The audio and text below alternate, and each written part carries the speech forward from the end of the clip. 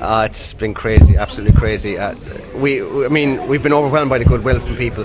I mean, when you're given the task of which we were, starting up a first team to play in the Brandywell within 9 days, just the people that rallied around us right from the off, people like Liam Murphy, Jerry Harris, Joe Hurley, even Brian Lennox, all gave us advice, and they all helped us to make the decision to bring Tommy Dunn on board.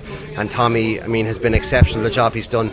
He's put together a very good team in very difficult circumstances with a really experienced spine up the middle and complemented by some excellent young players. And the result last Friday in the Brandywell was just magnificent, and it really did make it all worthwhile. Were you surprised how quick Tommy got it all together? We had great faith from him, and he came in first day and he's very clear in what he wanted to do. He's been limited by who he can sign, but you only have to look at the deals, the players that he's attracted. We haven't much money to, so he's been selling his enthusiasm for the club and selling the opportunity that it is to play here, and he's done a fantastic job, and the players were so motivated on Friday night. He's definitely the man for the job. For sponsorship or membership, I believe, is up.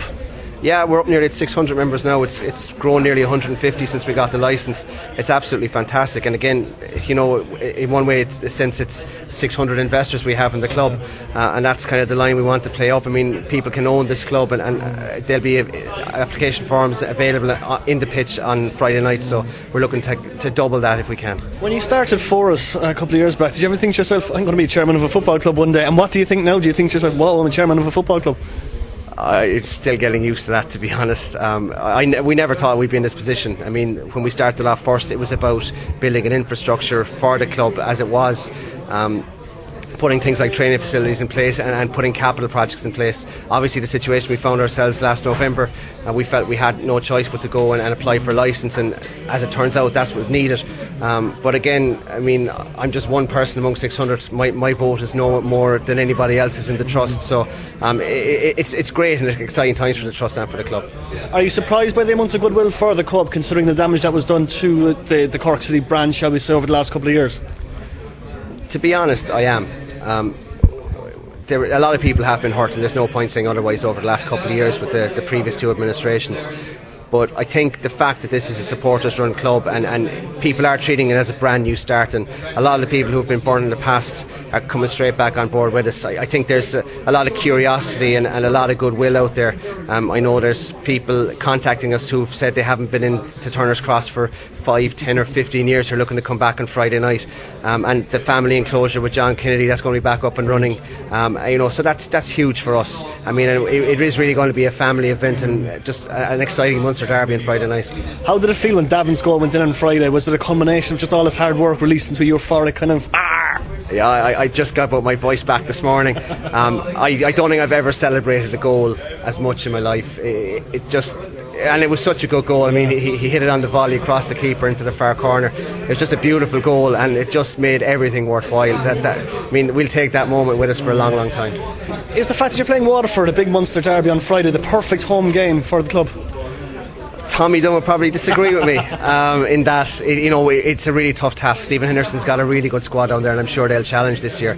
So from a footballing point of view, it mightn't be ideal, but then again I would have said the same about Derry. It was a very tough start, but from a point of generating interest, Waterford are sure to bring down a couple of hundred supporters, and we definitely don't want to be outsung. So we're looking for a bumper crowd and make the cross a fortress once again. Personally, John, how are you combining your own personal work life with being chairman of a football club? The phone goes off at 8 o'clock in the morning, and when I turn it back on at 5 o'clock when I leave work, there's usually a lot of messages there. It's tough, but we've got a brilliant support. We've got 600 members, 150 of whom volunteered at a meeting last Wednesday to help out. We've got Kevin Mullen, Éanna Buckley and Tommy and his staff, Jerry Harris and other people helping us out, and Jerry Kelly. The amount of work that they're all putting in makes my job an awful lot easier.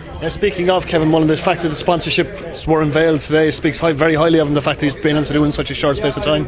What Kevin's done in 10 days is fantastic. To have Beamish Fota Wildlife Park and Red FM on board, it's just absolutely brilliant. We'll walk out on Friday night with a front, back and sleeve shirt sponsors, and he's done fantastic work there in selling the opportunity and the enthusiasm that's there for the club, and we're delighted to be involved with all three brands. They're great partners to have, and we look forward to building something great with them over the future. You mentioned yourself at the top table. The first division really is where it's at this year, isn't it? Yeah, if you look around it, I mean, from a travelling point of view, we've got grounds that we haven't been in a long time or that we've never been to. But I mean, when you look across, you've got Finn Harps and Derry Derby, you've got Limerick and Waterford and ourselves, Munster derbies. Then you throw in a couple of teams in Galway, at Low and Long for the Monaghan across the Midlands, and Shells back in Turner's Cross. I mean, renewing all rivalries.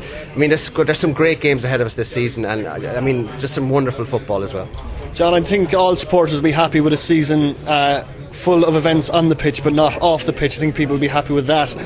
Stability off the pitch particularly. What's going to be a good season for you? Exactly that. I mean, stability on the pitch, making the headlines on the back pages rather than the front pages. We want everyone just to get back to focusing on football. People don't need to be reading about troubles or unpaid bills or anything like that. So our administrative goal off the pitch is just to keep everything running and create a good environment for Tommy and the team to do the business on the pitch, because at the end of the day, that's what counts. For people who are kind of not wary but dubious about coming down on Friday, what would you say to them? Don't be dubious, don't be wary. There's a football match going on. It's a Munster derby, your local team against Waterford United. A lot of local young lads need your support, and it's going to be a great occasion. The buzz around the city this past week has been fantastic. The result up in Derry has just spurred us on even more. It's just going to be, it is the place to be this Friday night, there's no question about it.